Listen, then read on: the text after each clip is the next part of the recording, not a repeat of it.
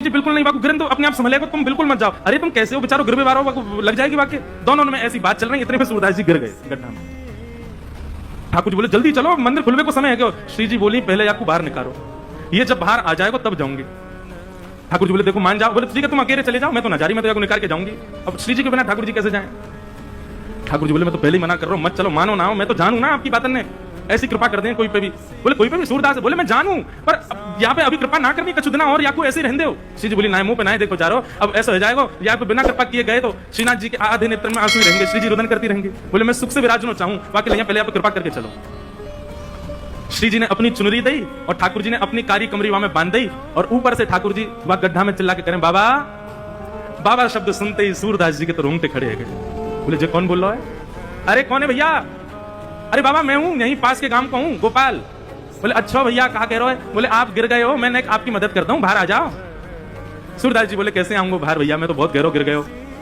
ठाकुर जी बोले मैंने अपना पटका डाल दिया बाबा, बाकू पकड़ लियो, पकड़ के ऊपर आ जाओ।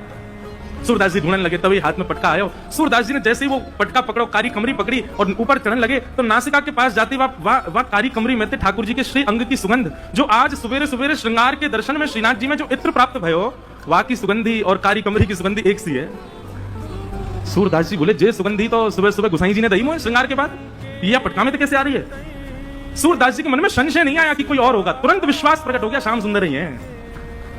और मानो कमर कस ली हो, बोले आज सूरदास छोड़ना ना है इनको, बड़ी मुश्किल से आए आज तो पकड़ना है। ऊपर आने लगे सूरदास, यहाँ ठाकुर जी श्री जी की चुनरी तक कारी कमरी बंधी भई है, और ठाकुर जी श्री जी की चुनरी पकड़े खड़े हैं, और ठाकुर जी की कमर पकड़ के श्री जी खींच रही है पीछे, और सूरदास बाहर आ रहे हैं। सूरदास जी जैसे जैसे बाहर आ रहे हैं, नेत्रन में आंसू आ रहे हैं, लेकिन पी रहे हैं। बोले आज बाबू ना हो, आज तो चतुराई दिखानी है। और जैसे ही महाराज सूरदास जी निकल के बाहर आए, जानबूझ के सूरदास जी ने ऐसा नाटक किया कि मानो गिर गए हों, और जोर दे आगे की तरफ गिरवे को भय। ठाकुर जी तो पीछे हट गए, श्री जी वहीं रह गए, जो श्री जी के चरण में जाके गिरे, सोई चरण पकड़ लिए सूरदास जी ने। अब सूरदास जी के हाथ में जैसे श्री जी के चरण आए, ठाकुर जी ने श्री जी को हाथ पकड़ो, जोर दे, बोले पीछे हटो। अब पीछे श्री जी हटी तो श्री जी के पामन को नूपुर सूरदास जी के हाथ में रह गए। सूरदास जी ने चुपचाप छुपाई के यहीं दल लियो। ठाकुर जी बोले श्री जी जल्दी चलो, मंदिर खुलवा रहा हूं, गुसाई जी अभी मंदिर खोल देंगे। श्री जी चलन लगी तो बोली जय जय, मेरे एक नूपुर की ध्वनि ना आ रही, कहीं गिर को दिखे। ठाकुर जी बोले दूसरा दिलवा दूंगा, अब चलो जल्दी। श्री जी बोली ना मुझको तो वही चाहिए।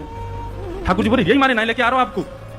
अब पीछे मुड़ के देखी तो सूरदास जी और नूपुर को ऐसे कान से लगा करके वहां की ध्वनि सुन रहे हैं, देख तो सके ना है, वहां की कोमलता को अनुभव कर रहे हैं।